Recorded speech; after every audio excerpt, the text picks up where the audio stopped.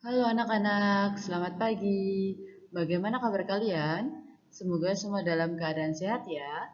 Pada pertemuan minggu yang lalu, kita sudah belajar mengenai syarat dari lembaga sosial dan pengertian dari lembaga sosial. Apakah kalian masih ingat mengenai semua itu? Kemudian, pada pertemuan hari ini, kita akan melanjutkan tentang jenis dan fungsi dari lembaga sosial. Tujuan dari pembelajaran ini, siswa dapat menjelaskan jenis-jenis lembaga sosial. Yang kedua, siswa dapat menjelaskan fungsi dari lembaga sosial. Dalam rangka memenuhi kebutuhan, manusia harus melakukan interaksi dengan orang lain, baik secara individu maupun secara kelompok. Setiap masyarakat mempunyai kebutuhan yang berbeda-beda, dikelompokkan melalui menjadi lembaga sosial. Lembaga sosial tumbuh karena kebutuhan masyarakat untuk tujuan mendapatkan keteraturan hidup bersama. Di dalam lembaga sosial itu terdapat seperti lembaga pendidikan, lembaga keluarga, lembaga politik, lembaga ekonomi, dan lain sebagainya. Hubungan antara lembaga sosial dalam masyarakat itu tidak selalu sejalan dan serasi. Contohnya, ketika lembaga kesehatan seperti dokter itu melarang pasiennya untuk merokok. Tetapi ini bertentangan dengan lembaga ekonomi. Apabila orang tidak merokok, maka perekonomian akan menjadi menurun karena pendapatan negara itu menjadi berkurang.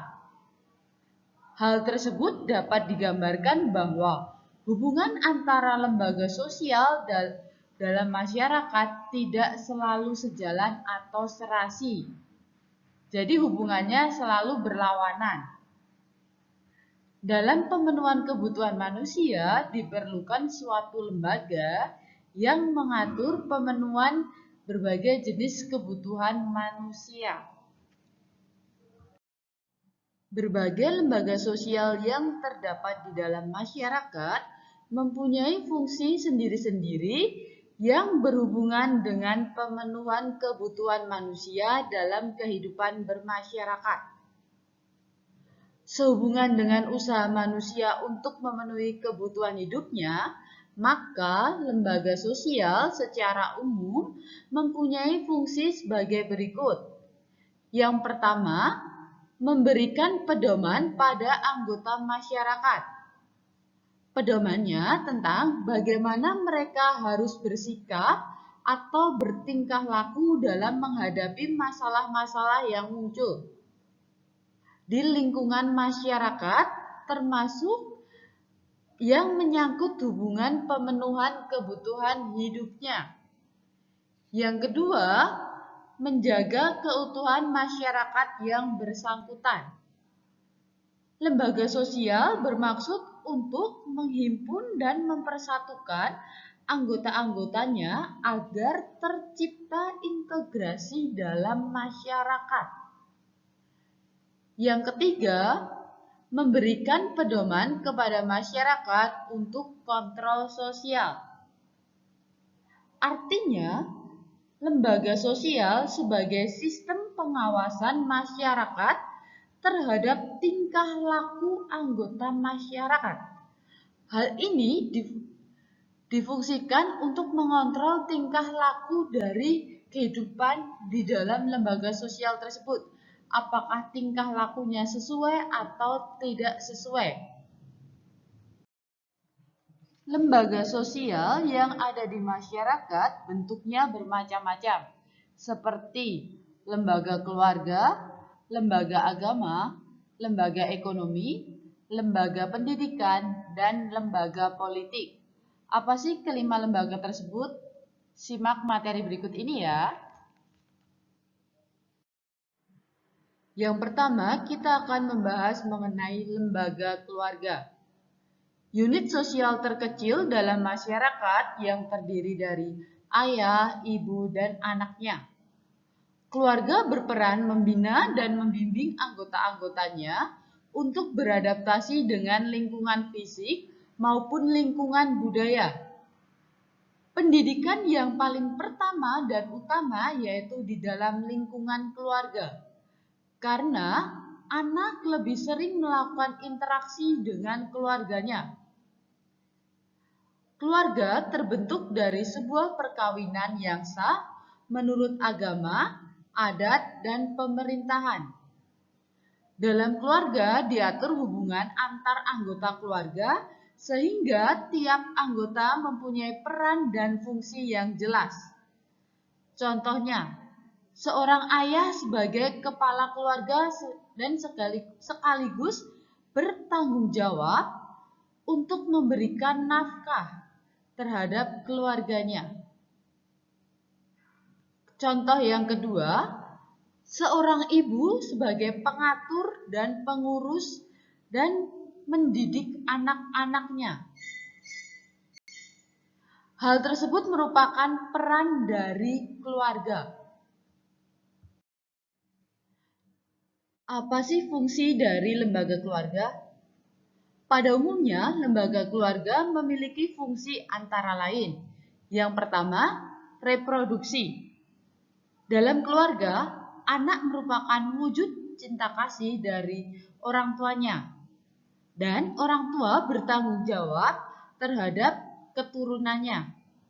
Keluarga mempunyai fungsi reproduksi, artinya dari pernikahan diharapkan akan memberikan sebuah keturunan. Yang kedua, fungsi proteksi.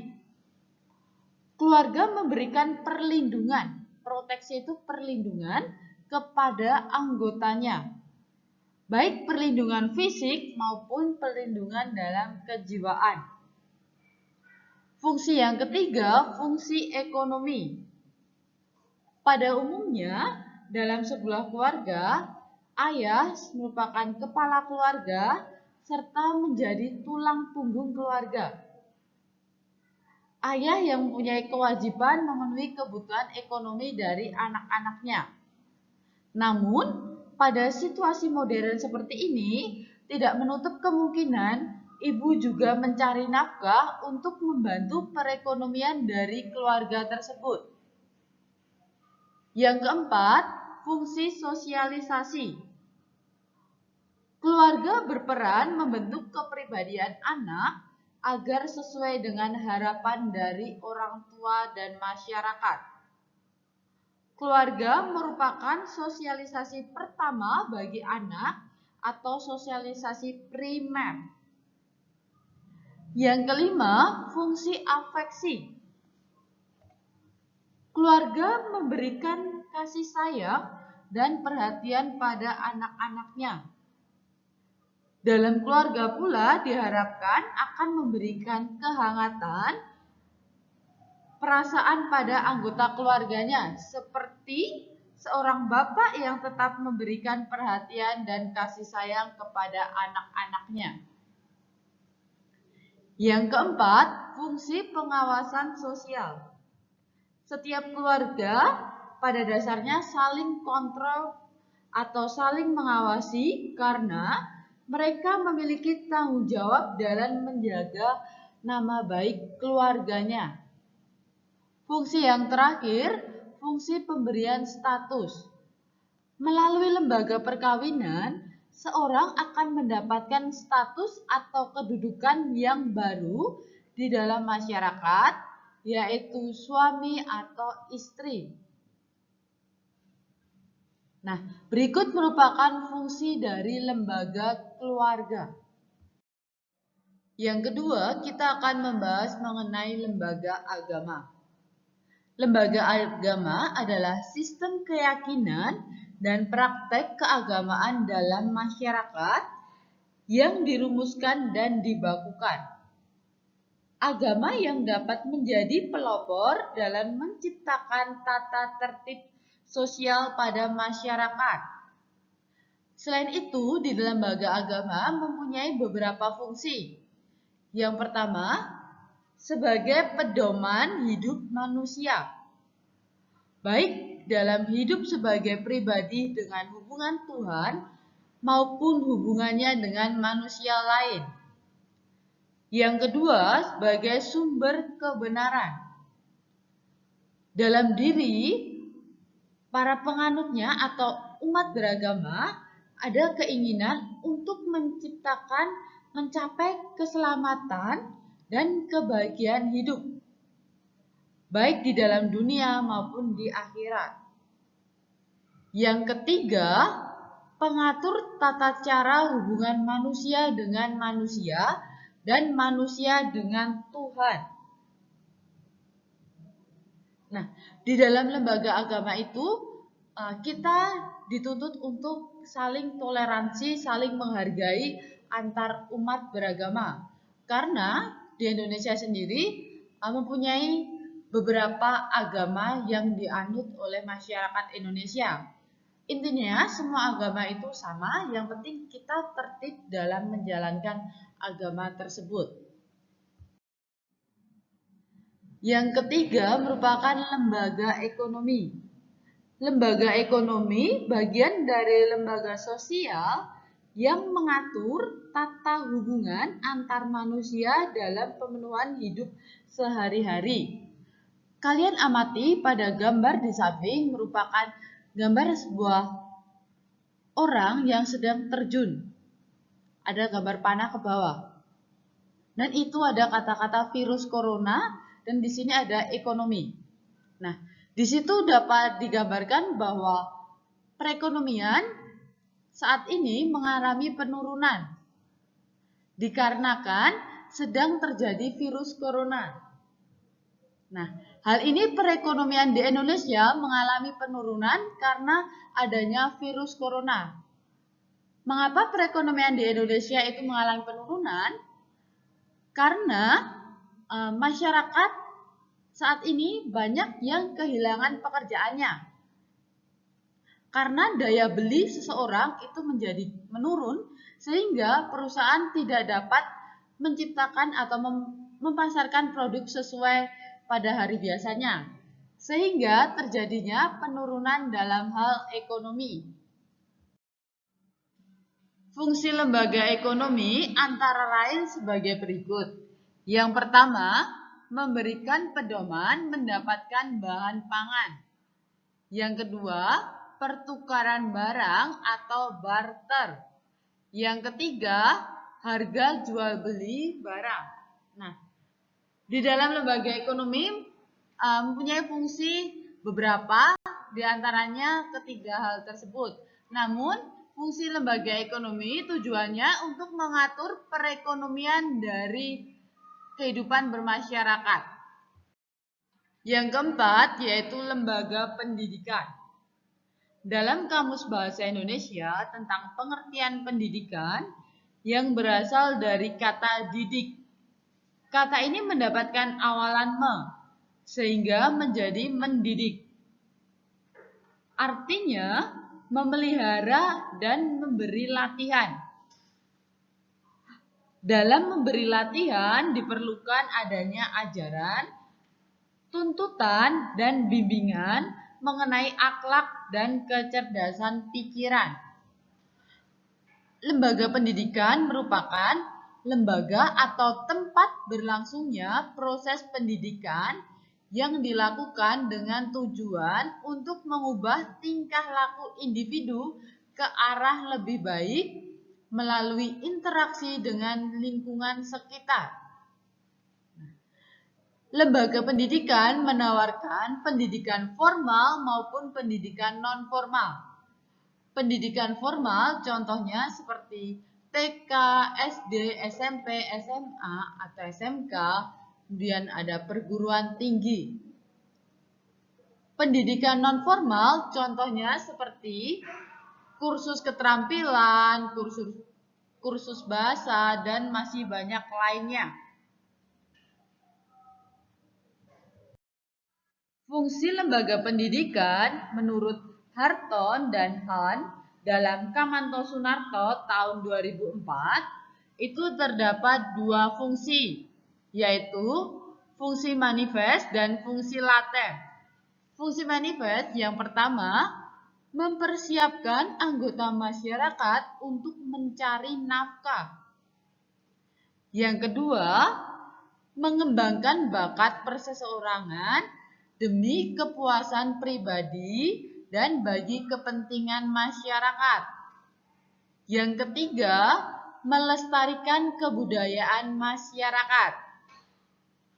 Fungsi yang kedua yaitu fungsi laten atau fungsi yang tidak disadari dari lembaga pendidikan. Antara lain, mengurangi pengendalian orang tua. Yang kedua, mempertahankan sistem kelas sosial. Yang ketiga, memperpanjang masa remaja. Nah, berikut merupakan fungsi lembaga pendidikan menurut Hart. Selanjutnya, kita akan membahas mengenai lembaga politik. Secara etimologis, politik berasal dari kata Yunani yaitu polis yang berarti kota atau negara. Kemudian berkembang menjadi polites yang berarti kewarganegaraan. Politisi berarti orang-orang yang menekuni hal politik. Nah, di situ merupakan penjelasan dari politik. Kemudian apa sih lembaga politik itu? Jadi, lembaga politik merupakan suatu lembaga yang mengatur pelaksanaan dan wewenang yang menyangkut kepentingan masyarakat agar tercapai suatu keteraturan dan tata tertib kehidupan bermasyarakat. Selanjutnya, di dalam lembaga politik mempunyai beberapa fungsi. Yang pertama, memelihara ketertiban di dalam negeri. Lembaga politik memiliki fungsi untuk memelihara ketertiban di dalam masyarakat dengan menggunakan wewenang yang dimilikinya, baik dengan cara persuasif maupun koersif. Yang kedua, yaitu mengusahakan kesejahteraan umum. Lembaga politik memiliki fungsi untuk merencanakan dan melaksanakan pelayanan-pelayanan sosial serta mengusahakan pemenuhan kebutuhan pokok masyarakat. Nah, contoh dari lembaga politik yaitu ada MPR, kedua presiden dan wakil presiden, yang ketiga DPR. Nah, kelima fungsi tersebut sudah Ibu jelaskan. Silakan kalian mempelajari kelima lembaga yang ada. Untuk materi di bab 2 ini sudah selesai mengenai interaksi sosial dan lembaga sosial. Silakan kalian mempelajari materi tersebut. Jika kalian belum jelas, silakan kalian bertanya melalui WA atau melalui Google Classroom. Selamat belajar, Tuhan Yesus memberkati.